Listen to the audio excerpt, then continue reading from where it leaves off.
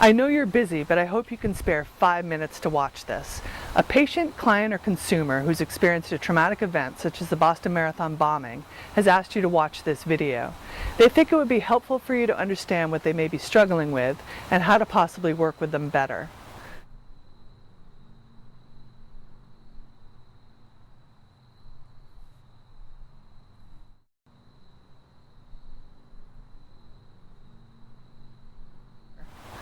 My name is Dr. Inga Riley, and I've worked in the trauma field with survivors and advocates for over 25 years. This video is designed to offer insight and techniques to help providers work with individuals dealing with a challenging mix of trauma, hearing loss, and possibly traumatic brain injury.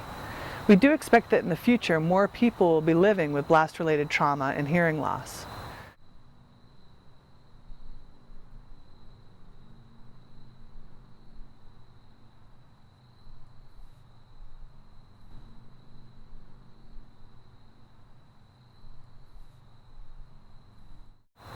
First off, the reactions you see in a trauma survivor are normal reactions to an abnormal situation. When working with trauma survivors, no one approach works with everyone. Trauma affects people in various ways.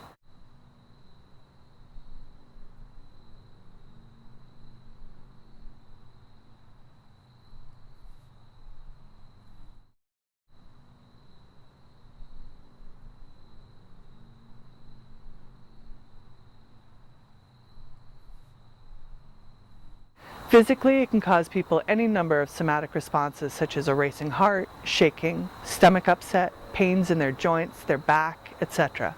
Cognitively, it can muddy their thinking, can cause short-term memory loss and confusion, inability to concentrate, and other processing issues.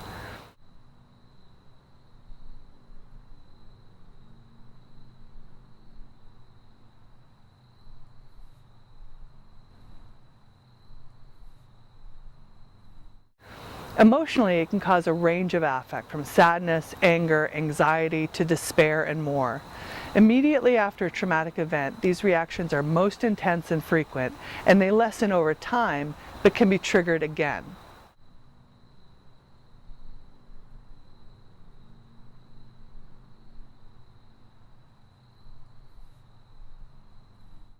A survivor may be calm 1 minute, but suddenly triggered, resulting in the well-known fight-flight response, in addition to anxiety, agitation, or even zoning out.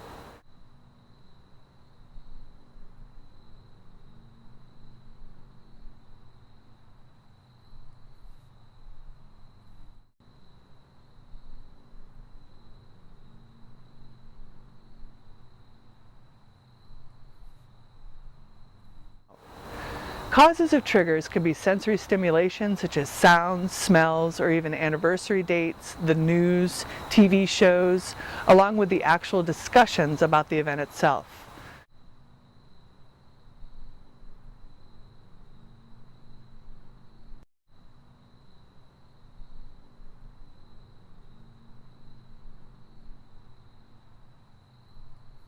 If the individual is being treated for something related to the traumatic event, like for hearing loss or physical issues, it's quite probable that your meeting may be triggering and traumatic reactions could arise.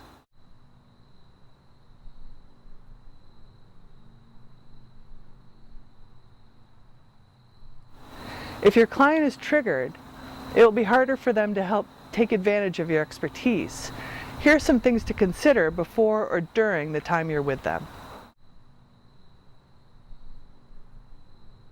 Starting with the intake, providers need information about the history of the problem, which in this case may be trauma-related.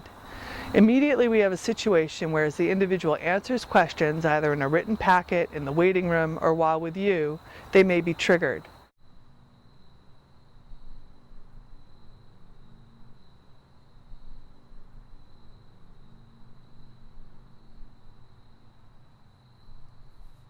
Consider reducing the information and type of questions that you're asking, and make sure you absolutely need the information. If you can, give it to them in advance so they can respond at their own pace, or have someone else help them complete it, if that's an option.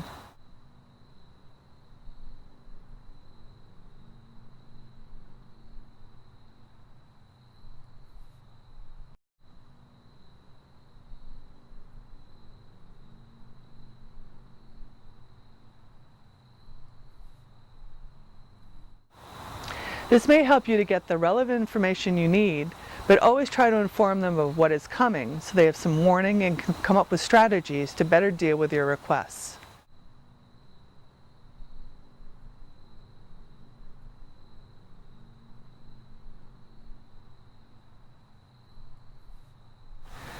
If the person has hearing loss or traumatic brain injury from a bomb blast, be aware that the survivor may be triggered when discussing these conditions.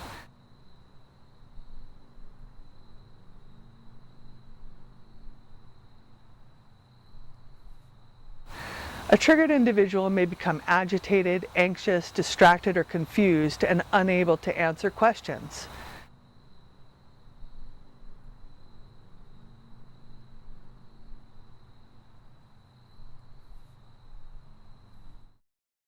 Skipping some questions, letting the person sit quietly in another room until they're ready again, maybe while you're working somewhere else, having shorter appointments, all can assist the person to regain their composure and their focus.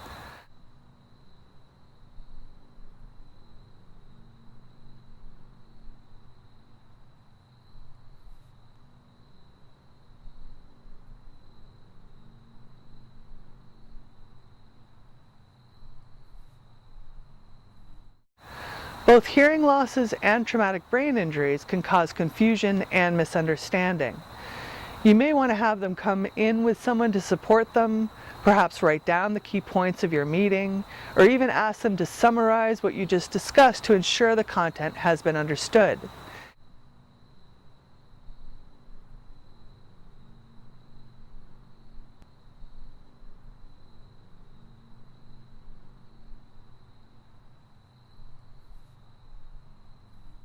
If they have a hearing loss, be sure you're not backlit.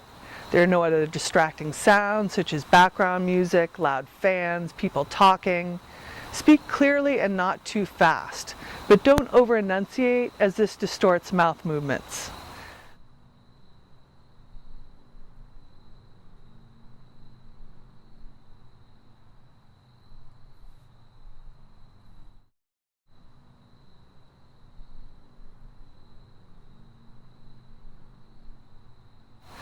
While flashing lights, hand waving, and tapping a person are useful for getting the attention of someone with hearing loss, these behaviors can trigger a trauma survivor. Always check in to see what's comfortable for the person and do so every time you meet, since their needs may change.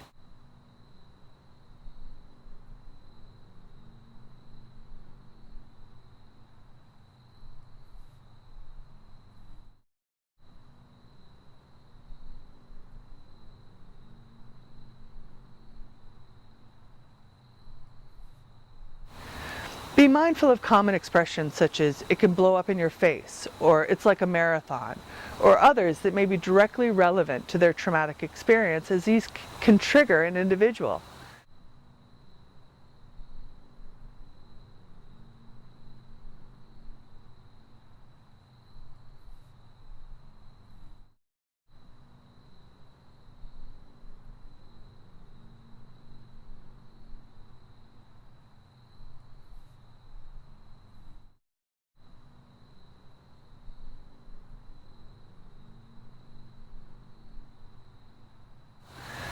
If someone struggles to calm down, encourage them to take slow breaths, drink some water, sit quietly, go for a short walk, or even offer another appointment.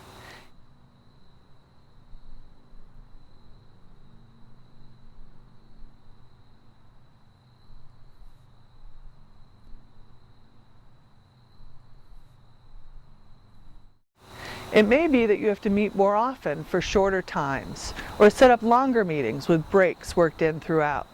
This shouldn't be punitive, but supportive in tone and nature.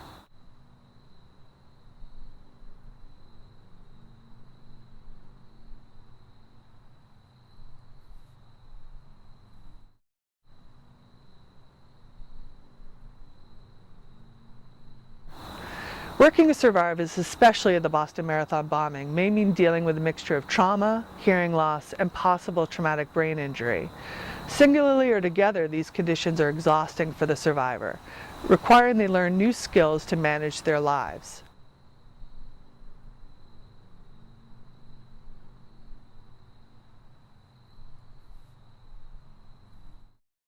Reconsidering your approach to information gathering, pacing meetings, ensuring clear communication, and a lot of patience will go a long way in ensuring that the survivor will benefit from your time and expertise.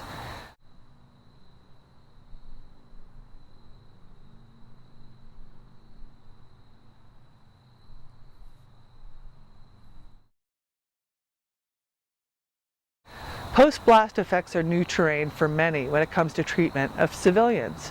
So here's one last suggestion. Listen to and believe what a survivor tells you.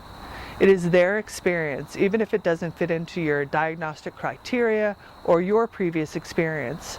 Working together will help the survivor receive appropriate and beneficial treatment.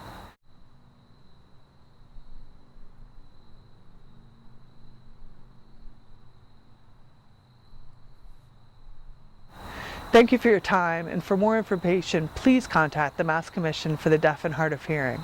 Their website has a lot of information, and their staff are more than willing to help you help your clients. Thank you.